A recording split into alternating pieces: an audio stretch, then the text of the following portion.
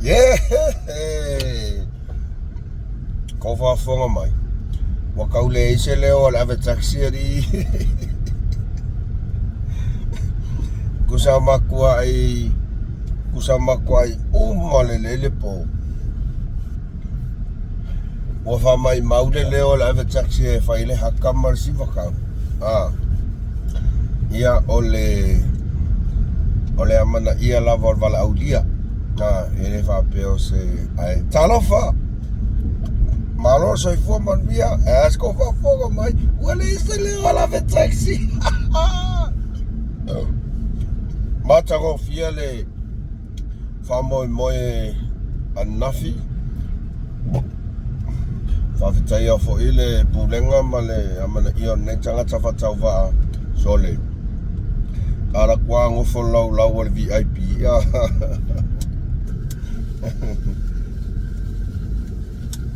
Ala kwa ngofo lau wale VIP. Ai matango fie le tafaonga foi mase le semento pu matango fie me uma ila le me madi ele me madi ai ele le sa wala uva fusuari ele le sa wala uva fusu o sia o best friend na le nga pikia i le foka saungi la factory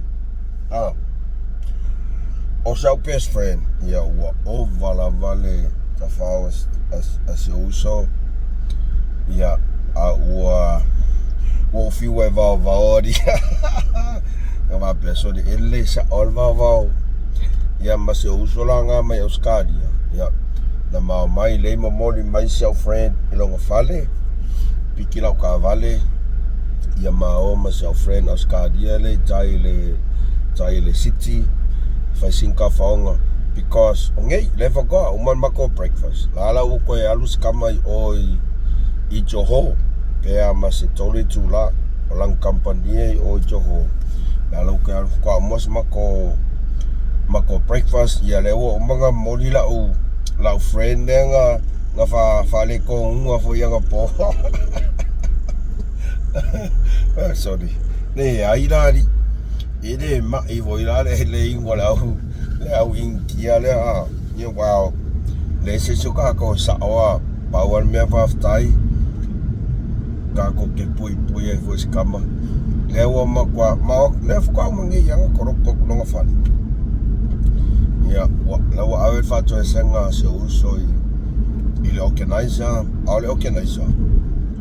ole mako uso mamai best friend close friend mako so mai la wa fa ko senga que ala yang ale la kaya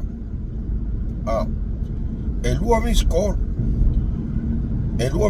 mai le organizer le as mako friend le yo text ai lova ya boss my text mai yo ole go fa longo le incident le ko po va au ke poli si o me ya le au onga ya la wonga mai na me kopu va ya wo vole onga se uso ya wala ke ala o kango vanga le ka ofi ma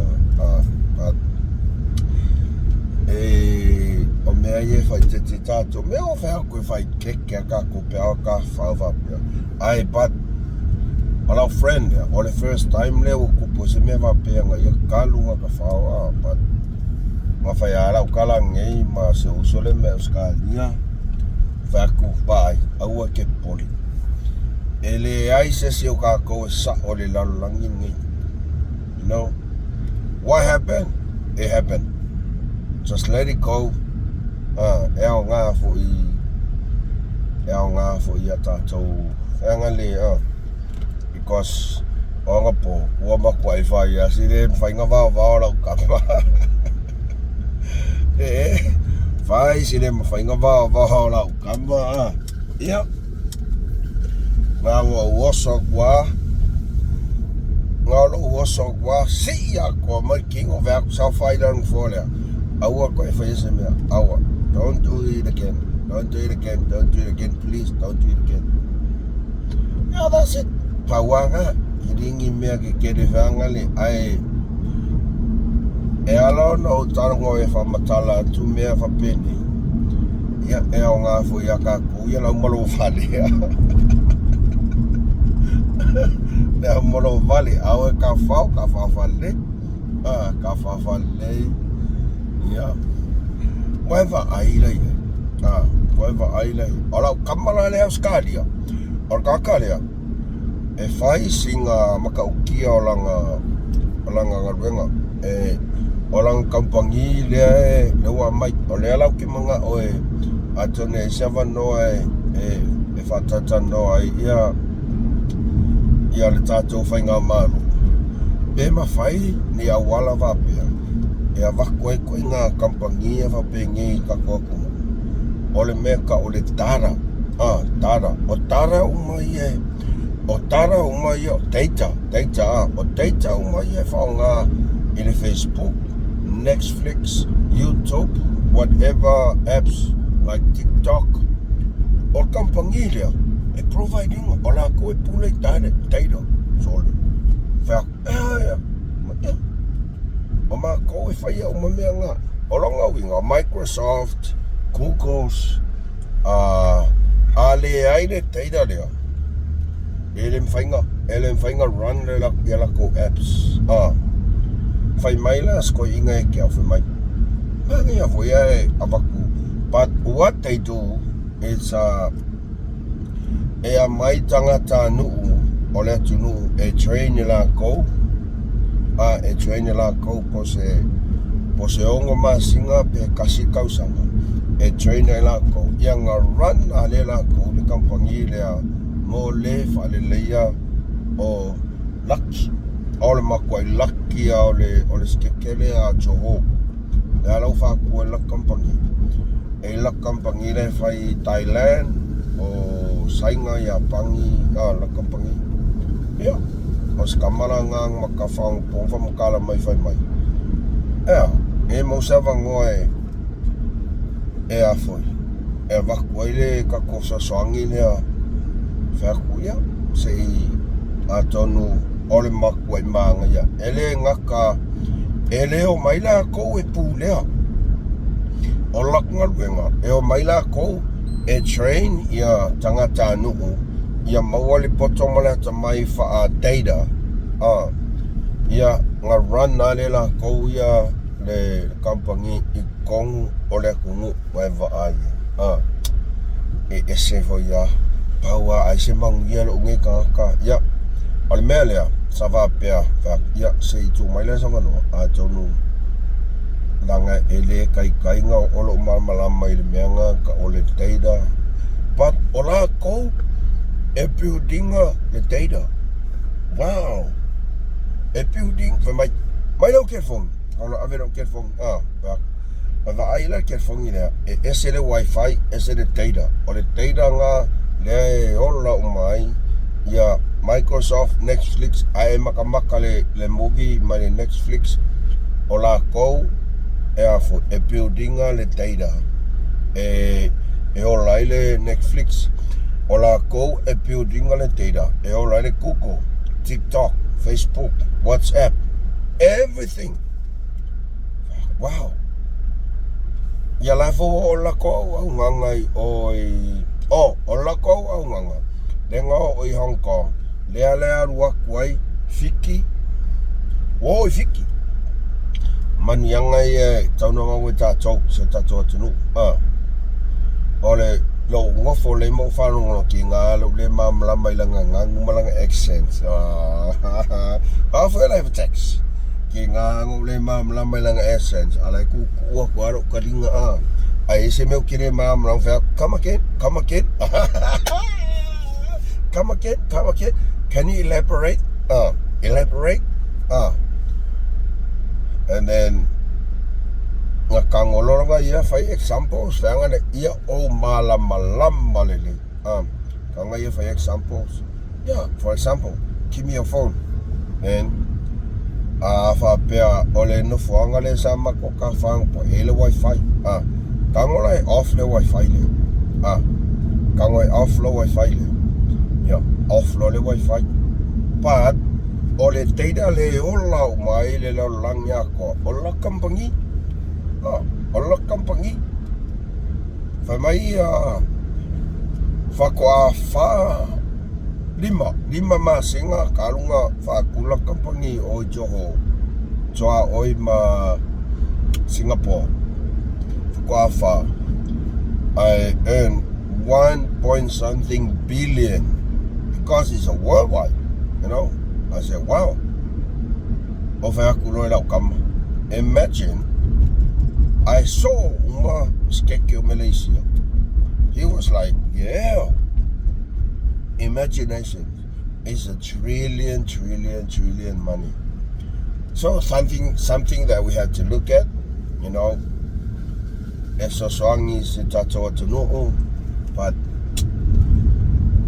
e pule lavala na fionga il pa le mia le manga ia le mia ungo fo mo ma fo pia sole kamara le no pe ke 1 million e ai pe ava pe e avea uma no fanga le wa e promoting le me kongo samo le no pe ke 1 million e wai e pay mer kampangi le fia million ai kaika because all the roots ma le foundation o la kampangi wa va kongo samo ya pa wal me fo ya fo.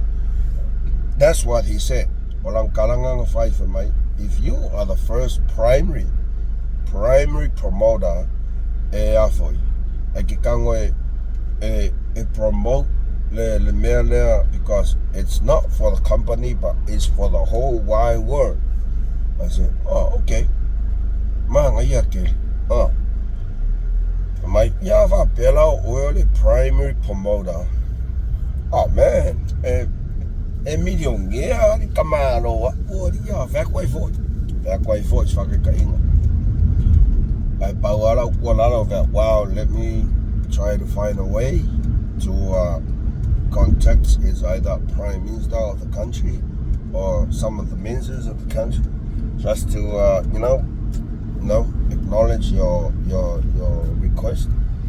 But ele mafaya nga fai se kala fa pe nga ele fai nga bawar me I accept the request, then it will be done, absolutely done. But I lo uava aya uyanga ole ose me pito sili nga ka uar ka ko samo pe fa pe Italia elana fionga il palmia e o foila ile carbon hydrate le carbon hydrate e o foila ise tasio tamafa na o se tato tunu lea e faya singa kele o lang kampangi kongo askari ole aule ta o tuliswaf o tamafa na o se mato tumalo ua tolus tete ki kele kongo askaria o tautua ile o fai tautua nei company o kau kuale e fai singa makau kia o le makuai. Now according to him fai mai o la ko serving the government of Australia yeah. E fai singa o fa personi wa fa yalo fa na o se tato tunu olo o makua I ke lela ko kau kua I se tunu ai se ele mafai ona avatu ai e tautua se tato tunu I mea kau carbon credit or whatsoever e fai si makau kia ole pisingisi lea se uso lea me skaria fai singe o solar panel whatsoever also the electric whatsoever o la kola le servinga le government o skaria is etu sai mafa maunga malana mon mau e kasira inga e servela ko e over Marcelau Monkupuafi, you know, which, wow, that's a big money. But olo o ye lato no ta inga. E fai lato tau tua mole atunu, Samoa. Ele vai pegar o cufuria ali. Ele é o cufuria. Now, you see, le ko akele o alo mawhangau ar kakoa kungu. O loo manga ngao e kaukua e kako mano mo tātou tangata. A o ainga a ka pungpungia Sailele. E ka pungi uma Sailele. E loko leanga. E loko leanga. E loko leanga. O ko sila e yanga whasala launga ia. Le walu fai o e kukuila. E makaukia. Ai longa iloa Sailele. O le ivas fulpasenge o ka ngaka Amerika Samoa. Makua ingo yanga ia. Ingo. E alu fai. O kere iloa. O le ases ko inga. O la ua kua lalo malo mahofanga. Ua ka kau wal palmia o ngasu. Ave molia. Kau molia. Nanga wale kasi. Le lua. A ua fai so. Sina fia Samoa le pepelo. Ya. E fai mai. Waka kipi vai lua le fionga palmia solu.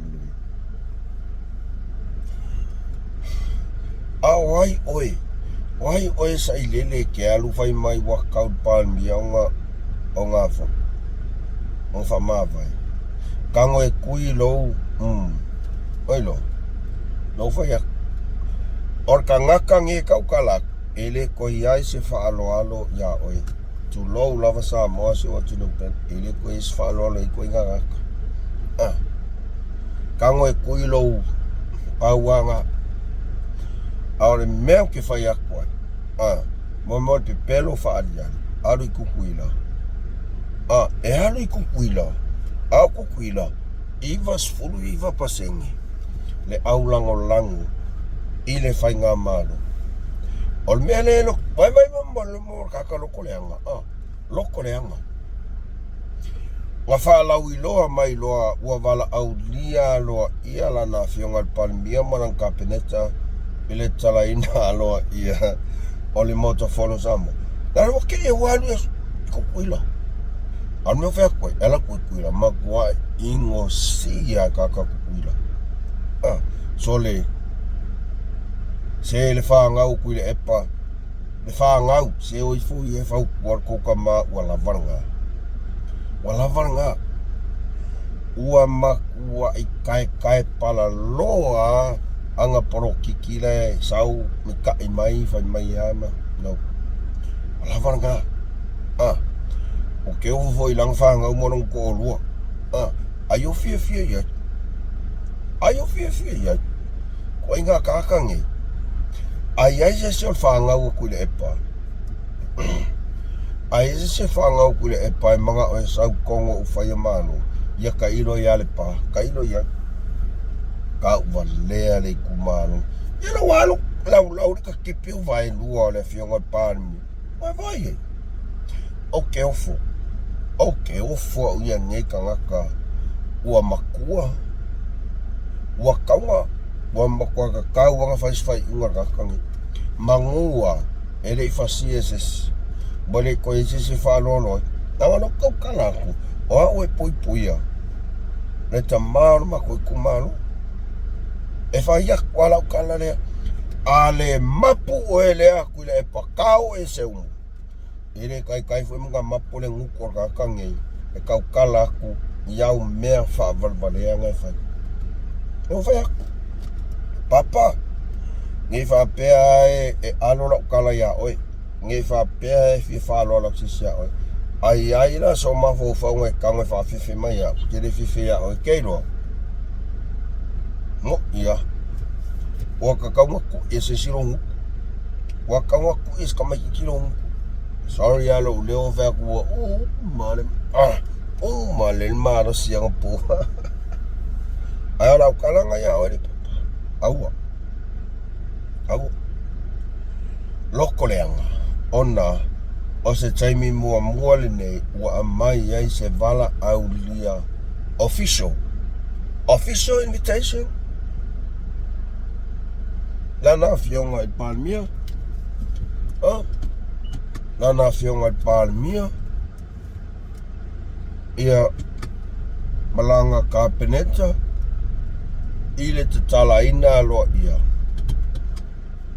ole motofono Amerika Samoa lokoreanga aisea langa i wala au lia ngai e kukuila le mea ngai le ngai lo walu engu kupua ama e ma ai mawalalo ile motu sa sae tato ai ngati tuila mea ngai le ngai lo walu eva ai mawalalo engu kupua e infa mau maunga yes o oi o lo nguku la va kasi ngai fai mai ai e de fia ngai ya umane o oi fia ngai mai place kenyo Amerika sei sina sa mo inga kangaka sorry sei sina ya e makaukia lele walu faleanga la fionga palmia i kukuila ai keilo me mari ko kele yo si au kukuila le message me fa mai kelo makwai ingo si ai ko kongo kukuila olele ma ola wa kala le fai ke va pe ola wa kala le fai o makwai fa mainga o ele kwa ilumo makayafe ole la rolang so sa me fai ele ko ele lei so sa me fai o fainga ale ki Apollo papastu ele koe lele mai malo lava mus mal fasoa leo tano tinai on uli mai lele wasa falenga mai ngale falenga nga fa aikelo me madi wa kiri ainga makanga ile la rolang yako fa per ia peres kenge ma papale mio o kungu o la lang fa pe soli o pe yo wale anga le uru kakale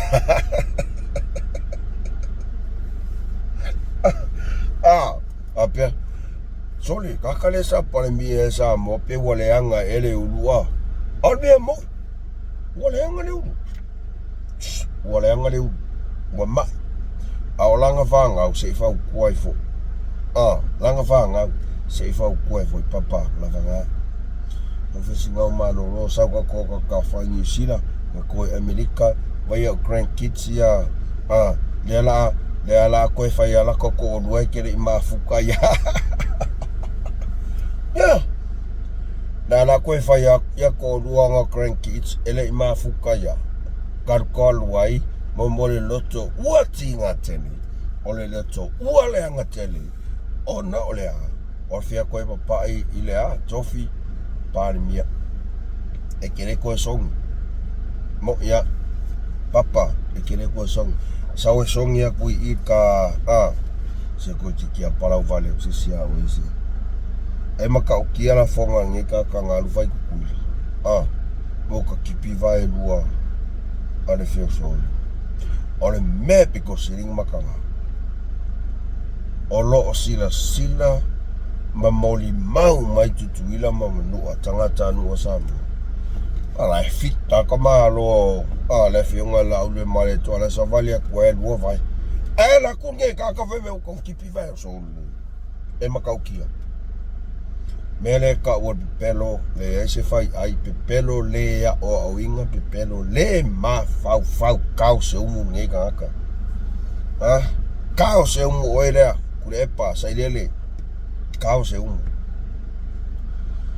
o walo le ma fa waka wa ku ilo ko se smo ia ai la vai ele ke o foi ia ma avea ma au wala ole lua koe ngi pule ma vo fulanga ole mea kaunga ole ma koe ki ngā le loko ola wa ma koe alu lunga le penga whailan la fonga ar ka ngaka le e whai il ka ma ole ma koe kumana au kele kai kaianga o fi pipi i to finga palmia langa ole tofi ale atunu ole no foa ale atunu ai o ke pui ile tama ole mako i kumaro kulepa kao seumu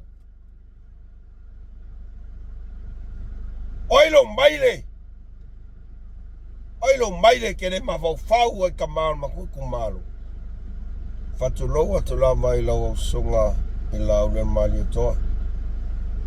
O le au te tatonu tau silengana. But e le mawhai e mā kounginga kua whaalu upu le mā whau ia whai ngei maile. Kui le epa. E le whai e mā kounga kuu ia koe ngā la whonga e aisea. Le anga a kako le whasa oa koe ngai. Whapera kumunga sao. Ai, e ele o tatununga, ele o koe wā lea Samoa. O winga i o kanka ua mālaia. O winga i o kanka ua mālaia. Ua alu whai kala, whaleanga.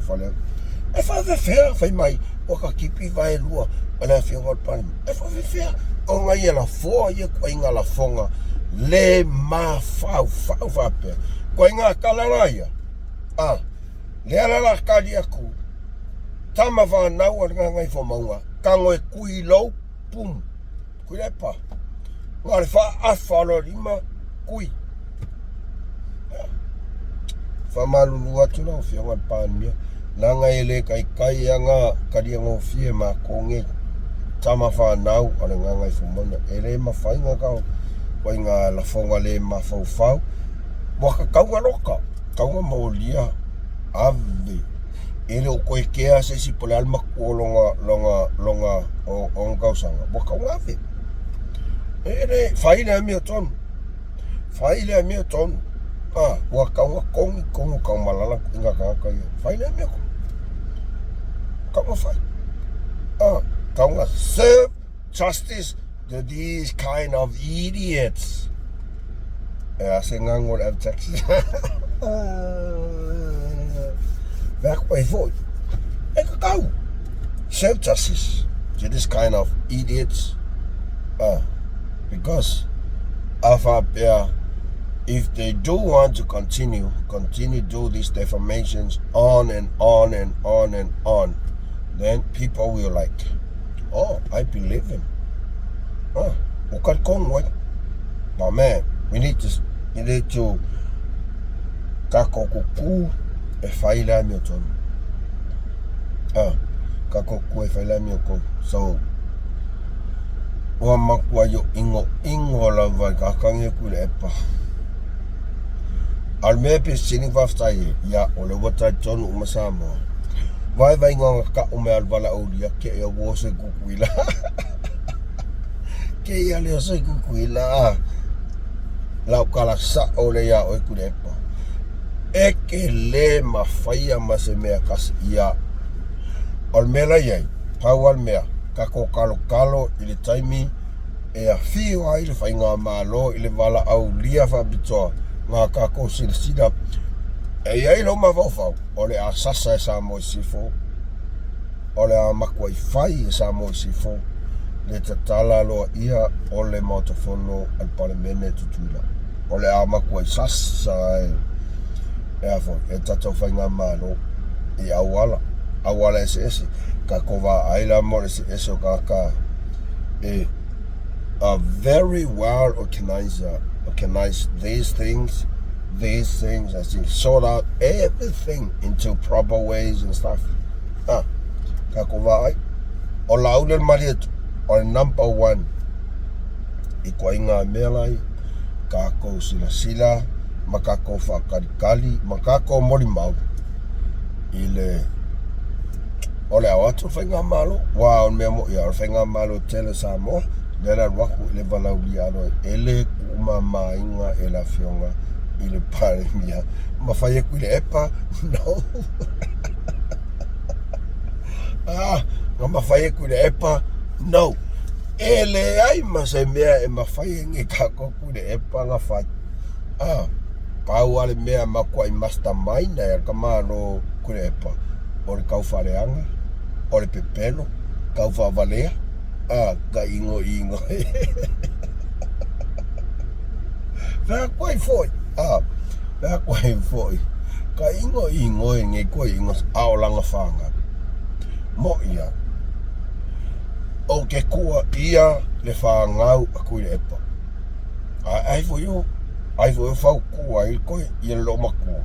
siong ko roma siang fanga ai power ka ua whaauri kōr ma fōwhau ua ma ngai lea makwai ko o mea lea kua lea vangoa ia makwai fofola mai lu mo lea kungu longa loko ua makwai kumu i le mu sai sai mu sai sai mu sai sai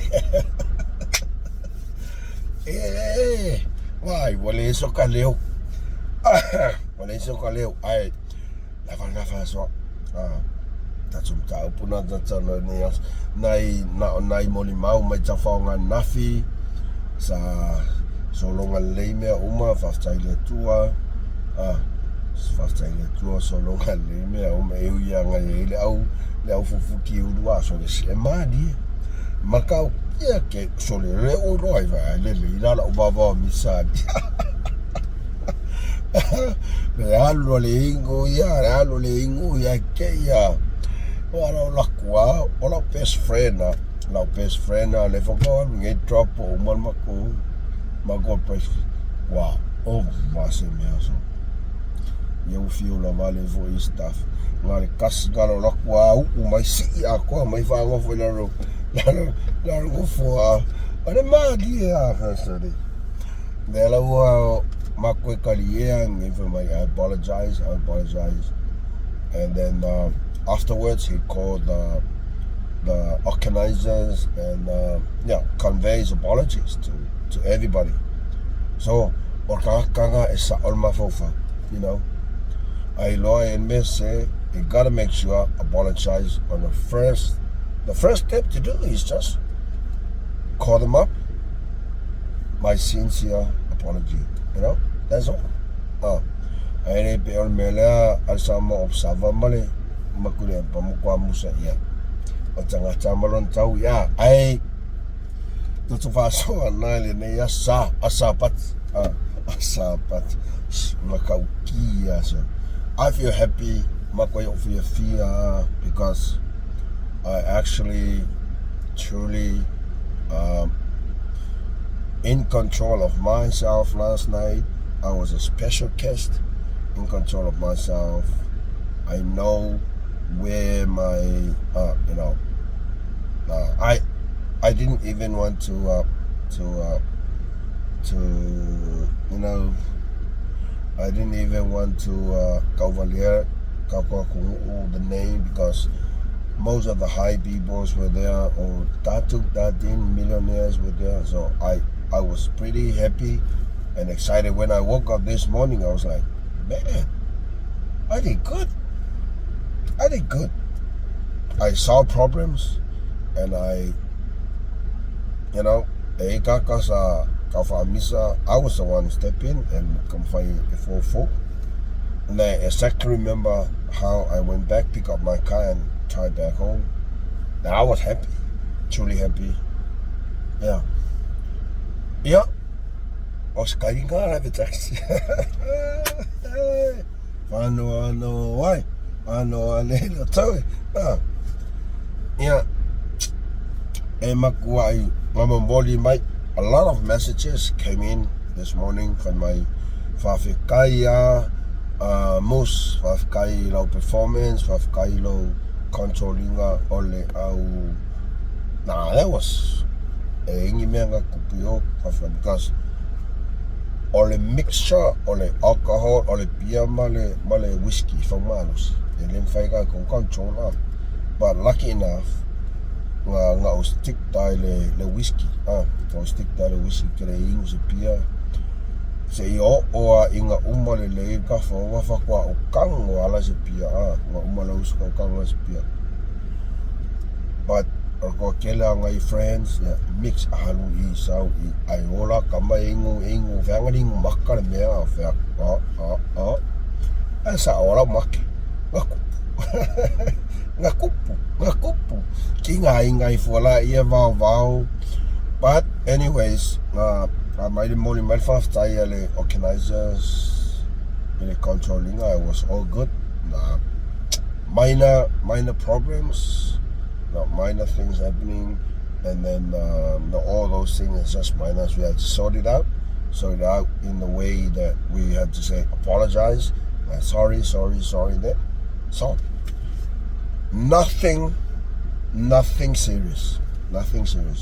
And ingi me va pe ka euro se sima. But okay va kai le kua ona Sailele lona musunga sama kwa in control au ka fa. If I for you I think but I was all good. I was truly in control. Take care of all the friends who are over. I was just sitting down doing it. A lot of people came in and shake hands after my performance, and then this, cheers, Moose. What's your name? Mussolini. What's your name? Mussolini. Can I have your contact? Honestly, can I have your contact? Wow, you were awesome. But well, that's me. Honor to the Lord. You know, so we promote the in a good way.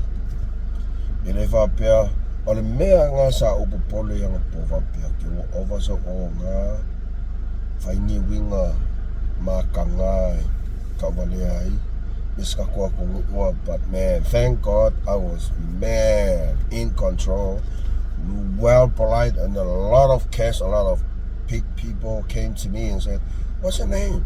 Can we take pictures? Can you have a contact? Well, can I do? No. It's true, honestly, it's true. And then a lot of people WhatsApp me and say they are the high profile people. Ola koe o ninga le karapulenga whai mako whamo mea ngawhi. Yeah, onai tama. Thank you very much, Moose. Your performance was very much inspired everybody, and then hope to see you again. You must come again, you know? I was like, oh my gosh. But let's say mika after that tour on controlling on mokafong on memo ya fire si kele yole on being efuli va sola ko on me ai ya saya lo ngongo ka inga fa pia o so kaya orisiaso Malaysiaso ele fa pia e umalole aso lea apia ele fa pia ka ko ka mafai popo nga mau ale ba pe nga lua ke ya fa mai dale koso na. I was like that, but I learned a lot, and ole event lengo fa yang ngafi involve my high profile people of Malacca and the whole Malaysia. So I had to make sure I carry my flag. I carry myself as a Samoan, the only Samoan over there. So I thank the Lord. I was the nice man, the nicest man, yeah. And let's go for Vivi. But while I go, because a lot of people text me and say thank you very much, Moose, for your contribution.